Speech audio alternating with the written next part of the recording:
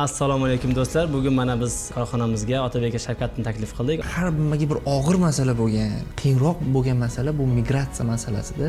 O'zimiz ustimizda ozgina ishlasak, ozgina bir-birimizga ko'mak bersak, mana shunday natijalarga ham erishsa bo'ladi. O'zi oxirgi yillarda migratsiya bu tushuncha o'ylaydi ko'pchilik bu yomon. U yerda yuqori xalqaro standartlarni ko'rgan bizni yoshlarimiz juda ham bizga kerak bugungi kunda. Qanday qilib ular shu loyihasini amalga oshirsa bo'ladi? Men o'ylaymanki, O'zbekistondami? O'zbekiston. Men o'ylaymanki, xorijdagi yoshlarimiz uchun bu juda ham bir qiziq ma'lumot bo'lardi. To'g'ri. 2014-yil masalan Amerika Qo'shma Shtatlarida ishlaganman. Chet eldagi insonni ichidan o'tayotgan his-tuyg'ularni ozgina bo'lsa ham his qila olaman. Nimaga tadbirkorlikni O'zbekistonda qilgansizda? Ko'pchilik bizda o'ylaydi, chet elda osonroq-ku deydi. Bitta narsa bilan javob berishim mumkin, bu raqobat. Assalomu alaykum do'stlar. Bugun mana biz korxonamizga Otabek aka Shavkatni taklif qildik. Otabek aka Shavkat, assalomu alaykum. Assalomu alaykum. Suhbatimizga kelganingiz uchun rahmat. Otabek aka Shavkatov O'zbekiston yoshlar umumjahon assotsiatsiyasi rahbari bo'ladilar. Bugun biz umumiy olganda biznes haqida, biznesning migratsiyadagi roli haqida, umuman yoshlar haqida suhbat qurmoqchimiz. Otabek aka, agar xo'p siz bir ikkita boshda savollarimiz bor edi. Hozirgi kunda yoshlar migratsiyasi qanday ahvolda, qanday natijalarga erishilmoqda? O'tgan davr bilan bugungi davrda orasida qanday o'zgarishlar bo'ldi? Shu haqida qisqacha aytib o'tsangiz, iltimos. Albatta, Sardor aka, avvalambor assalomu alaykum. Rahmat taklif qilganingiz uchun. Bunaqa umuman mana shu hozirgi siyosatimizda mana shunday katta yirik korxonalar, albatta sizdaqa yoshlar mana shunday kompaniyalarni egalari bo'lishi, mana shunday kompaniyalarni innovatsion qurilish materiallari ishlab chiqarish kompaniyalarini yaratganligi va uni minglab odamlarni boshqarib kelayotganligingiz bu juda bir g'urur bag'ishlaydi va albatta mana har nimaga bir og'ir masala bo'lgan, hamma uchun bir qiyinroq bo'lgan masala bu migratsiya masalasida biz bilan birgalikda mana shu yoshlarni qo'llab-quvvatlayotganligingiz, umuman yangi loyihalar qilamiz deb tashabbus bildirganingiz, mana shu chaqirganingiz uchun biz albatta o'z minnatdorchiligimizni bildiramiz. Rahmat. O'zi oxirgi yillarda migratsiya bu tushuncha o'ylaydi ko'pchilik bu yomon bir. Xuddi bir nima deydi, qullik, eski davr qullikni anaqasini eslatadi. Lekin kechirasiz-ku, mana hattoki sizni kompaniyangizda ham xorijdan kelib ishlayotgan insonlar bormi? Albatta, Rossiya davlatidan bor, boshqa davlatlardan kelib ishlaydiganlar bor, mutaxassislar ishlaydi albatta. Xuddi shunday, butun dunyo globallashuv davrida hozirda hindistonlik bo'ladimi, boshqa har bir davlatda boshqa davlatga borib turib ishlash bu tabiiy holat. Normal holat. Bu normal holat. Va albatta mana shu O'zbekistonda oxirgi yillarda biz bilamiz, yoshlarimiz xorijiy yirik kompaniyalar, mana Tesla, Google, Meta katta moliyaviy institutlarda ishlayapti. Londonda, o'zimni kursdoshlarim ishlaydi ko'p, Londonda ko'p katta Yevropa tiklanish taraqqiyot bankida ishlaydi. Xuddi shunday. Endi umuman mana shu hozir oxirgi yillarda muhtaram prezidentimizning tashabbuslari bilan ko'plab investitsiyalar O'zbekistonga oqimi juda ham katta miqdorda kirib kelyapti va albatta aytishimiz kerakki, ana shunday sizga o'xshagan katta kompaniyalar yaratilishi, Sag Groupga o'xshagan kompaniyalar yaratilishi bu xorijga chiqib ketmoqchi bo'lgan yoshlarimizni, albatta migratsiyaga ketmoqchi bo'lgan yoshlarimizni o'sha munosib ish haqqini ta'minlagan holatda O'zbekistonga qolishga imkon yaratadi. Juda to'g'ri. Xorijdagi esa mutaxassislarimiz, ekspertlarimizni O'zbekistonda ana shunday texnologik ravishda ishlab chiqarishlar, kompaniyalar, korxonalar yaratilayotganligi xorijda yurgan ekspertlarimizni, yoshlarimiz O'zbekistonga qaytishi oxirgi yillarda sezilarli ravishda darajada bu oshib boryapti. Buni ko'rsak ham bo'ladi. Endi aytish joizki, migratsiya insoniyat borki, migratsiya jarayoni har doim bo'laveradi. Har doim bo'laveradi. Men to'g'risi cheksiz. Menda ham savol bor sizga shunda mana shu kompaniyangizda qancha migratsiyadan qaytib kelgan yoshlar hozirgi kunda faoliyat. Chunki men ko'rganman, bilaman. Biz ko'plab yoshlarimizni o'zimizdan ham iltimos qilganmiz, mana shu yoshimizga yordam bering, migratsiyadan qaytgan, qo'lida shunaqa hunari bor deb. Shuning uchun ham biz bilamiz. Shu haqida ozgina aytib bersangiz menimcha qiziqroq bo'ladi. Otabek aka, bizda hozirgi kunda shu SA Group korxonamizda 350 ga yaqin yangi ish o'rinlari yaratganmiz. Oxirgi mana 2-3 yilda katta shu loyihalarni ishga tushirib amalga oshirganimiz natijasida hozirgi kunda bizning o'zimizning korxonamizda masalan Xorazm viloyatida joylashgan bittasi masalan Sirdaryoning eng og'ir Sardoba tumanida joylashgan. Shu ikkita loyihamizda ham masalan 2-3 ta loyihamizda ham hozir 50 ga yaqin masalan migratsiyadan qaytgan xodimlar ish faoliyatini yuritmoqda, lekin 50 ga yaqin qaytgani bilan ko'proq men shu narsani aytaman, o'zim shaxsan guvohi bo'lganman. Ko'plab mana Xorazmdagi masalan Termoplus loyihamizda o'zi xodimlar bilan boshida shu loyihani amalga oshirishda gaplashayotganimda shu narsani eshitganman, aytganda biz degan yaqindagina mana bir hafta bo'ldi, reja qilgandik, Rossiyaga ketmoqchi edik qurilish ishlari bilan. U yerdan o'zi ishimiz ham tayin bo'lganda, joyimiz ham tayin bo'lganda endi ketmoqchi bo'lib turdik. Mana shu loyiha haqida eshitdik, mana do'stlarimizdan boshqa qildik. Shu yerga mana ishga keldim, mana bir hafta bo'ldi ishga kelganimga. Endi ketmoqchi bo'lib birinchi qadam tashlaman deb turgan joyimda fikrimdan qaytib shu korxonaga ishga kirdim. Shunaqa shu yerda sizlarni mana shu loyihalarni eshitib juda xursand bo'ldim deb shu xorazmlik bizlarni ishlayotgan xodimlarimiz shu so'zni menga o'zi shaxsan aytganda juda ham nima deydi, bundan bu oddiy masala bo'lishi mumkin Otabek aka, lekin o'zimda o'sha vaqtda juda ham bir katta bir nima deydi, faxrni, g'ururni his qilganman, chunki deganda bizni mana shu kichkina bo'lsa ham qilayotgan ishimiz mana shu Xorazm viloyatidagi aholiga yashayotgan bizni vatandoshlarimizga qanchalik ta'sir ko'rsatayotgani, qanchalik ularni fikrlashini, ongini o'zgartiryapti. Masalan, endi ketaman, oddiy bir qora ishchi bo'lib ketaman degan xodimlar hozirgi kunda mana o'sha Terma Plus loyihamiz 1,5 yil bo'lgan bo'lsa, ishga tushganiga 1,5 yil davomida ular mana haligacha ishlayapti. Ishlab o'zida juda katta tajriba to'pladi.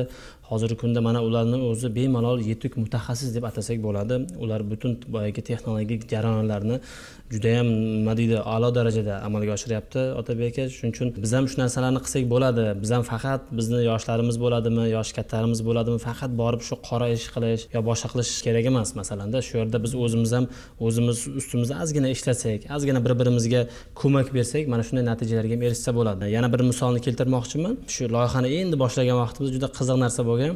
Shu mutaxassis yetishmovchiligini, muammosi borligini albatta bu narsani biz bilganmiz, sezganmiz. Shuning uchun loyihani endi boshlaganimizda bitta mutaxassisimizni shu yerda o'zimiz ishga olib, shuni Rossiyadagi xuddi shunaqa bazal zavodiga ishga joylashtirganmiz. Tanish bilish orqali ishga joylashtirib, u yerda ham tajriba to'plash, mana shu texnologiya haqida, qanday boshqarish texnologiyasi haqida, ham ikkinchi tomonlama o'sha yerda, o'sha korxonada yoki shunga o'xshash korxonalarda baribir ular muloqot qiladi-ku bir-biri bilan. Muloqot qilganda shunda bizni shu ham yurtlarimiz, vatandoshlarimiz ishlayotgan bo'lsa, ularning har bittasini shu boyagi kontaktlarini olib, ular bilan sekin boyagi tashqariga chiqib gaplashib, ularni sekin og'anilar, tayyor bo'lib turinglar.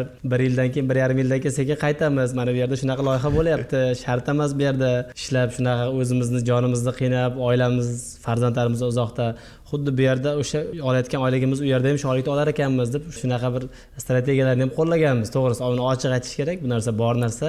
Sizdan tadbirkor sifatida men uchun ham qiziq bo'lardi, men uchun o'ylayman xorijlik yoshlarimiz uchun ham qiziq bo'lardi. Mana sizda g'oya bor. Sizda shijoat bor, siz chet eldasiz, siz ishladingiz o'sha kompaniyada, sizni mutaxassisga o'xshab ishladi, harakat qildi, o'sha bir yo'nalishdagi kasbini egalladi. Mutaxassis bo'ldi. Rossiya deymiz, boshqa Yevropa davlatlarida deymiz. Endi O'zbekistonga qaytib soha bo'yicha tadbirkorlik qilmoqchi. Siz qanaqa mana shunaqa bir keyslardan, qanaqa bir insaytlardan bera olasizki, tadbirkorlik uchun hozirgi kunda qanaqa nima kerakli komponentlar kerak insonning o'zida? U yerda faqat Otabek aka bitta ta'lim yoki bilim muhim emas. Faqat bu eng muhimlardan bittasi shu albatta, lekin u yerda yana bitta juda katta muhim jihati bor, bu muhit. Shu tadbirkorlikda muhit, to'g'ri muhitni yaratish. Shuning uchun mana shunday turdagi xorijda o'qiyotgan, o'qib keyin ishga joylashgan, u yerda yuqori xalqaro standartlarni ko'rgan bizni yoshlarimiz juda ham bizga kerak bugungi kunda. Ular agar keladigan bo'lsa, bizga masalan biz jon deb ularni qabul qilamiz, jon deb mana shunday loyihalarga biz har qanday bizni ko'magimizni beramiz. Kerak bo'lsa birga sherikchilikda deymizmi, sherikchilikda ham masalan proyekt loyihalarni amalga oshirsak bo'ladi ular bilan. Chunki ulardagi boyagi o'sha ko'rgan muhiti, ularni ishlash tizimi, ularni masalan standartlari, qanday umuman bunday loyihalar amalga oshirish kerak, qanday qilib yangi sohani yaratish, masalan bizda masalan o'zingiz bilasiz, yangi narsani qabul qilish juda qiyin. Xalqimizda juda qiyin, baribir shu muammo bor. Yangilikka unchalik ham pozitiv qarash qilmaydi, baribir o'sha eskicha aytganda ota-boboyinqiga birga ishni qilaver, shu qo'y degan narsa bor. Masalan, shu gap bor, hamma biladi shu narsani. Bunday yoshlarimiz esa o'sha u yerda ko'rgan narsalarni bu yoqqa kelgandan keyin mana shu to'g'ri madaniyatni to'g'ri targ'ibot qilish, o'sha muhitni to'g'ri yaratish, ishlash tizimini to'g'ri yaratish bo'yicha ular biznes tomonidan juda katta non-material aktiv hisoblanadi masalan. Hozirgi kunda mana o'zimiz ham ko'plab loyihalarimizda baribir xohlaymizmi, buni xohlamaymizmi, 2-3 ta bo'lsa ham baribir chet eldan shu mutaxassislarni jalb qilyapmiz, ular bilan birga ishlayapmiz, masalan ularga katta-katta oyliklar beryapmiz ham masalanda. Endi nimaga bizni o'zimizni hamyurtlarimiz ham xuddi shunday oyliklarga olmaslik kerak degan savolda, masalan albatta ular ham shunga munosib, albatta ularning haqqi bor bu narsaga. Shu yoshlarimiz bu yoqqa keladigan bo'lsa, albatta biz ham yaqin kelajakdagi loyihalarimizga shunday yoshlarni biz albatta jalb qilamiz. Ularga bor ko'magimizni beramiz. Ular bilan kerak bo'lsa, boya aytganimdek birgalikda loyihalarni ham amalga oshirishimiz mumkin. Shunday qisqacha shunday takliflarimiz bor. O'zbekiston ular endi bu yerdagi klimat boshqa, u 6dan keyin ishga bormaysiz. Soat 8-9gacha ishlaysiz. Bu men qiziq, o'zim uchun qiziq. Sizni kompaniyangizda qanaqa ishlash tartibi? Aslida juda to'g'ri, haqiqatan ham ularni bu aytayotgan fikrlari juda to'g'ri. Ularning fikriga to'liq qo'shilaman. Shu yoshlarimiz u yerdagi xalqaro tashkilotlarni ko'rgandan keyin u yerdagi muhit, u yerdagi erkinlik, u yerdagi o'z fikrini bemalol erkin ayta olish, shu korxonaga o'zini hissasini qo'shayotganini his qilishi ularga juda muhim. Albatta har qanday insonga mana shu korxonada ishlayaptimi, bir qandaydir o'zgarish, kichkina bo'lsa ham o'zgarish qildimi, shuni his qildirsa, shuni bilsa, tushunsa, o'zini foydaliligini bilsa, albatta u korxonada yana ham ko'proq motivatsiya bilan ishlaydi, ishlashni xohlaydi. Bizning korxonamizga keladigan bo'lsak, bizning korxonamizda o'zim yosh, masalan, tadbirkor, masalan, 31 ga kirganman, albatta sheriklarim bor, tajribali. Shu narsani hammasini bizga umumiylashtirgan holatda men har doim harakat qilaman.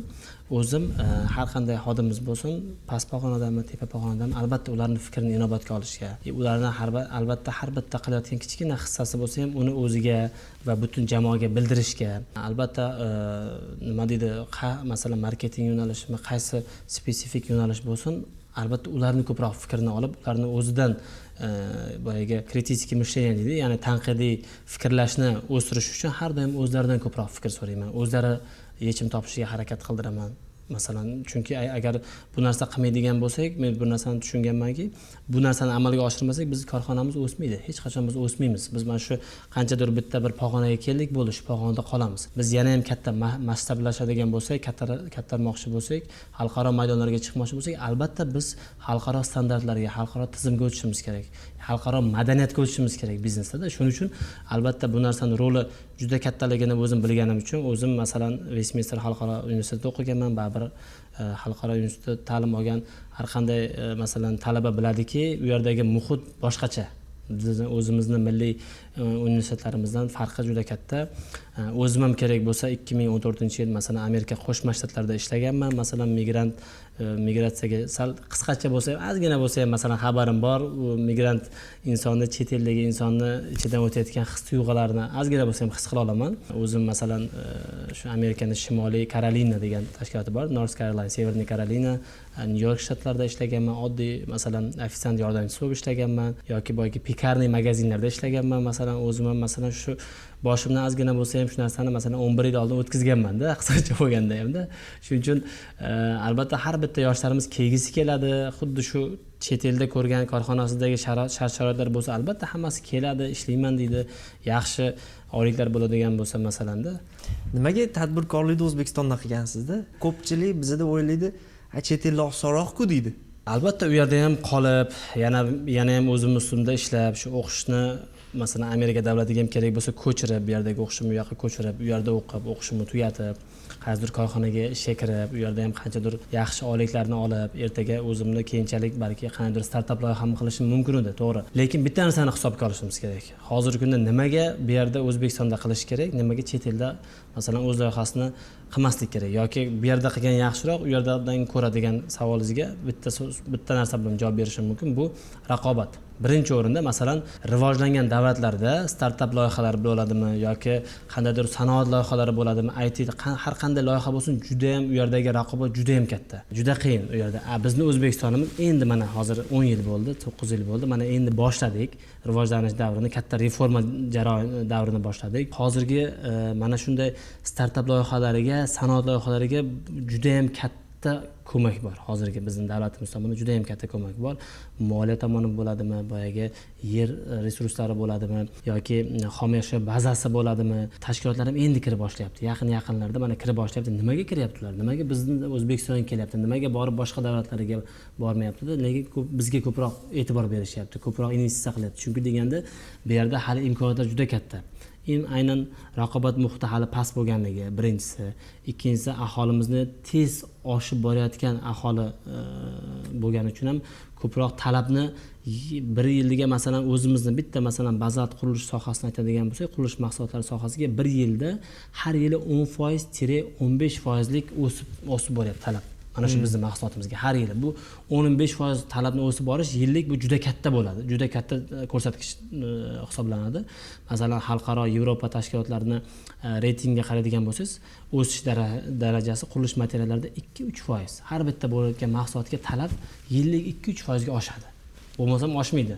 Zo'r bo'lsa oshadi masalanda 2-3%ga, lekin bizda 10-15% yillik talab o'sib boryapti. Bu narsa ham masalan har qanday bir biznes loyihani amalga oshirishga juda katta turtki degani. Siz mahsulotingizda masalan qaysidir masalan yillik 30 ming tonna deymizmi, 100 ming tonna mahsulot quvvatini yaratdingizmi, siz keyingi 10 yillikka reja qilayotganda albatta bu narsani kengaytirishga sizda imkoniyat bor. Chunki talab bor. Talabni o'sish darajasi juda yuqori bo'lgani uchun men o'ylayman ko'proq shu O'zbekistonda mana shunday loyihalarni amalga oshirish maqsadga muvofiq bo'ladi. To'g'ri. Siz o'zingizga kadr yaratish bo'yicha qanaqa tizimlaringiz bor? Mana migratsiya ketmoqchiman yuqorida aytganda. Lekin hech qanaqa hunarim yo'q, tilni ham bilmayman, lekin menga ish kerak. O'zimizni 2 haftalik kursimizni yaratganmiz, 2 haftalik programma yaratganmiz. Masalan, bizni aytaylik zavodimizga keldi, ishga kirmoqchi yoshlarimiz, masalan, yo'q, chetga ketmayman, shu yerda ishlayman deganlar bo'lsa, masalan, yoki chetdan kelaman deganlar ham bo'lishi mumkin. Ular keladigan bo'lsa, asosan masalan 2 haftalik kursimizda texnolog bo'lasizmi, mexanik bo'laman demoqchimisiz, elektrik bo'laman demoqchimisiz, 2 haftalik kurs davomida ham teoretik ma'lumot, ham amaliy joyda zavodni o'zida 2 haftalik kurs tashkil qilganmiz. Shu tashkilot shu kursdan o'tib, ham boyagi teoretik hujjatda qanday bo'ladi, kitobda deb kitobni ham o'rganadi, ko'zi bilan amaliy qanday ish jarayoni ketayotganini ham ko'rib o'rgansa, oxirida biz o'zimizni testlarimizni o'tkazamiz. Albatta shu testlardan o'tib muvaffaqiyatli kerakli ballarni oladigan bo'lsa, albatta ularni o'zimiz ishga olamiz. Mana shunday tizimni qo'yganmiz aynan zavodda. Bepulmi bu?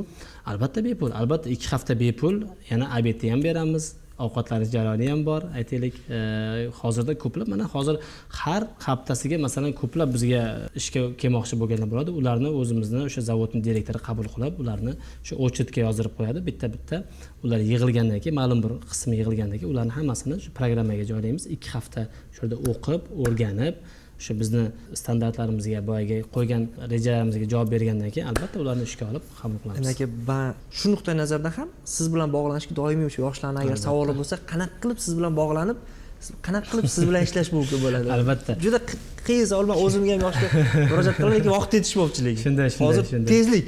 Mana shu o'zimizni hozirgi ko'rsatuvimizda bizni kuzatib turgan Xorijdagi xorijdagi yoshlarimizga mana shu tagida bizni anaqa o'zimni masalan pochtamni birinchi o'rinda va Telegram o'zimni kontaktlarimni qoldiraman va undan tashqari nomerlarni ham o'zimizni umumiy masalan murojaatlar uchun masalan 90 150 0000 nomerlarimiz bor. Shuni ham qoldiramizda. Shu pochtaga bo'ladimi, ularga qanday Telegramdan qulay bo'ladimi, pochtadan qulay bo'ladimi yoki telefon orqali aloqaga chiqmoqchi bo'lsa, mana shu ma'lumotlarimizni qoldiramiz xorijdagi yoshlarimizga. Bo'lmasa Otabek aka, shular 24 ga 7 deydimi, qachon xohlasalar mana shu o'zlarining g'oyalari bilan, o'zlarining takliflari bilan chiqadigan bo'lsa, albatta biz jon deb ularni eshitamiz, ular bilan suhbat quramiz, aloqaga chiqamiz. Albatta o'ylaymanki, ularga ham bizga ham manfaatli bo'ladi deb o'ylayman. Albatta Sardor aka, juda katta rahmat. Bizni xorijdagi yoshlarimizga, vatandoshlarimizga, umuman tengdoshlarimizga qiziqarli ma'lumotlar bo'ldi va faqatgina qiziqarli ma'lumot emas, foydali ham bo'ldi. Ulardan amaliy foydalansa bo'ladi. Albatta. Men chorlab qolardim, baribir sizni ichingizda g'oyangiz bor. U g'oyangizni amalga oshirishga sizga yaxshi ustoz, yaxshi sherik kerak. O'zbekistonda esa siz innovatsion loyihalaringizni tushunadigan ana shunday tadbirkorlar borligidan biz xursandmiz. Albatta sizni safingiz yanada kengayadi. Men o'ylaymanki, mana shunday dollarli millionerlar O'zbekistonda agar minglab 100 minglab bo'lsa, O'zbekistonda mana shu rivoji, O'zbekistonni butun dunyo bilishi, biz yashash turmush tarzimiz o'sganligini va rivojlangan davlat bo'lganligimizni ko'rsak bo'ladi. Juda to'g'ri aytdingiz Otabek aka, juda ham katta rahmat sizga. Salomat bo'lasiz. Yana bitta fikr qolib ketibdi. Shuni aytaman dedim, shu sal esimdan chiqdi. Hozirda qurilish materiallar sohasi juda ham kengayapti. Otabek aka o'zi bilasiz. Bizda bitta muammo bor. Hozirgi kunda bu asta-sekinlik bilan qurilish materiallarini, masalan, savdo sohasi fizik holatidan hozir asta-sekinlik onlayn holatiga o'tyapti. Albatta buni o'zingiz bilasiz va yaqinda o'zimiz yaqin 2 yillikka reja qilganmiz onlayn marketplace, ya'ni onlayn internet magazinlarini yaratishni o'zimizga maqsad qilganmiz. Qurilish materiallariga. Shu sohada ham qaysidir yoshlarimiz bo'ladimi, chet elda ishlayotgan, mana shunday balki qandaydir chet elda shu sohada ishlayotgan bir yoshlarimiz bordir, tajribaga ega, bilimga ega. Shularni ham agar bularga ham qiziq bo'ladigan bo'lsa, hozirgi mana bugungi kunda ularga masalan biz sarmoya kiritishga, mana shu sohaga o'zimizni bor kuch-quvvatimizni nima deydi, tikishga tayyormiz demoqchiman. Shularni ham taklif qilib qolamiz agar ularda ham qandaydir g'oya, takliflar bo'ladigan bo'lsa. Katta rahmat Otabek aka, salomat bo'ling. Juda ham xursand bo'ldik. Mana shunday migratsiya sohasida yoshlarimiz haqida ko'plab ma'lumotga ham ega bo'ldik o'zimiz uchun. Masalan, o'ylaymanki, mana shu qilgan suhbatimiz, erkin suhbatimiz hammamizga manfaatli bo'ladi deb o'ylayman. Katta Katta rahmat aka. Salomat bo'ling. Rahmat.